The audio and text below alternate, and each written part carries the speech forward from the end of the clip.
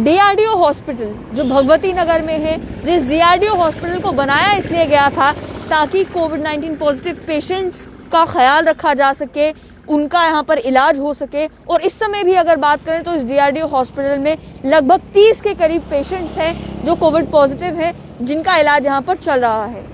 लेकिन परेशानी इस डीआरडीओ हॉस्पिटल में ये बनी हुई है कि लगभग 1 साल के करीब वक्फा गुजर चुका है इस डीआरडीओ हॉस्पिटल को बने हुए। उस समय में जो पैरामेडिकल स्टाफ यहाँ पर काम कर रहा है, उस स्टाफ का ये कहना है कि उन्हें 8 महीने से तनख्वाह नहीं मिली। अब कारण पूछने की जब कोशिश की तो कारण ये बताया जा रहा है कि उनकी सीआईडी वेरिफिकेशन अभी हो रही है, जब तक वेरिफिकेशन नहीं होती तब तक उन्हें तनख्वाह नहीं दी जाएगी। और माना कि जम्मू कश्मीर की सरकार ने नया कानून लाया था जिसमें कहा था कि किसी की भी अपॉइंटमेंट को तब तक अपॉइंटमेंट माना नहीं जाएगा जब तक सीआईडी वेरिफिकेशन कंप्लीट नहीं हो जाएगी। लेकिन वहाँ बड़ा सवाल ये है कि जितना भी पैरामेडिकल स्टाफ इस डीआरडीओ हॉस्पिटल में लगा हुआ है वो स्टाफ तो कॉन्ट्रैक्चुअल है, उस कॉन्ट्रैक्चुअल स्टाफ की भी सीआईडी वेरिफिकेशन करवाने की ज़रूरत आखिर क्या है। और साथ ही में ये जो डीआरडीओ हॉस्पिटल बनाया गया था ये इमरजेंसी सिचुएशन को ध्यान में रखते हुए बनाया गया था। कोविड-19 की सेकेंड वेव जब पीक पर थी उस समय ये सोचते हुए कि अस्पतालों में जिस तरीके से कोविड-19 पेशेंट्स का रश है और इक्विपमेंट की कमी ना हो, वहाँ पर प्रॉपर पेशेंट केयर जो है वो पेशेंट्स को मिल सके, इसे ध्यान में रखते हुए ये डीआरडीओ हॉस्पिटल बनाया गया था। लेकिन अपनी जान पर खेल कर जो पैरामेडिकल स्टाफ यहाँ पर कोविड-19 के पेशेंट्स की खिदमत कर रहा है, क्या आप मानेंगे कि लगभग 8 महीनों से उनका ये कहना है कि वो स्टाफ बिना तनख्वाह के यहाँ पर काम कर रहा है। हमने जब पूछा तो 200 से 250 के करीब पैरामेडिकल स्टाफ जो है वो इस हॉस्पिटल में इस समय काम कर रहा है, पेशेंट्स का ख्याल रख रहा है।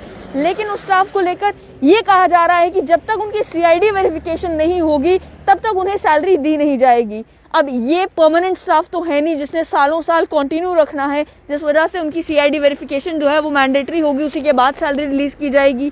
ये स्टाफ जो है वो कंट्रैक्चुअल स्टाफ है और अगर सीआईडी वेरिफिकेशन करना जरूरी भी सरकार को लगता है तो कहा तो ये गया था कि 1 महीने से ज्यादा का समय नहीं लिया जाएगा सीआईडी वेरिफिकेशन करने में, उसे एक्सटेंड किया जाएगा ज्यादा से ज्यादा 2 महीने तक। 8 महीनों से जो स्टाफ इस अस्पताल में काम कर रहा है उसका एक कहना है कि 8 महीनों से तनख्वाह नहीं मिली है, बिना तनख्वाह के वो लोग काम कर रहे हैं। आप सोचें कि ये पैरामेडिकल स्टाफ जो इस अस्पताल में, डीआरडीओ अस्पताल में है, वो अपना परिवार किस तरीके से चला रहे होंगे। एक तरफ जिस समय हर कोई व्यक्ति कोविड-19 से दूर भाग रहा है, अपने परिवार का शख्स भी अगर कोई कोविड पॉजिटिव आता है तो उससे भी दूरी मेंटेन कर रहा है, वहीं पर ये वो पैरामेडिकल स्टाफ है जो डीआरडीओ के अस्पताल में कोविड-19 के पेशेंट्स का ही ख्याल रख रहा है, उनके साथ कांटेक्ट में भी आ रहा है, अपनी जान जोखिम में भी डाल रहा है, अपने आप को वनरेबल भी कर रहा है। लेकिन उसके बावजूद भी जब तनख्वाह की बात आती है तो इन्हें बार बार अलग अलग दरवाजों पर दस्तक देने पड़ती है ये जानने के लिए कि आखिर इनकी तनख्वाह क्यों नहीं आ रही। हालांकि अभी जानकारी ये भी मिली है कि कुछ एक इंडिविजुअल्स जिनकी वेरिफिकेशन कंप्लीट हो गई है उन्हें तनख्वाह दी भी गई है। लेकिन क्या ये किस तरीके का सिस्टम है जहां पर मेडिकल पैरामेडिकल स्टाफ को भी इंतजार करना पड़ता है 8-8 महीने और बिना तनख्वाह के 8-8 महीने तक काम करना पड़ता है। डीआरडीओ अस्पताल अभी के लिए बनाया गया है इमरजेंसी सिचुएशन को ख्याल में रखते हुए। इमरजेंसी में ये भी इंश्योर करना जरूरी है कि ये लोग जो असली कोरोना वॉरियर्स हैं इनकी भी नीड्स का ख्याल रखा जाए। लेकिन इनके मामले में सरकार ये कहती है कि जब तक सीआईडी वेरिफिकेशन नहीं होगी तब तक तनख्वाह नहीं डाली जाएगी। तो ये किस तरीके का लॉजिक है?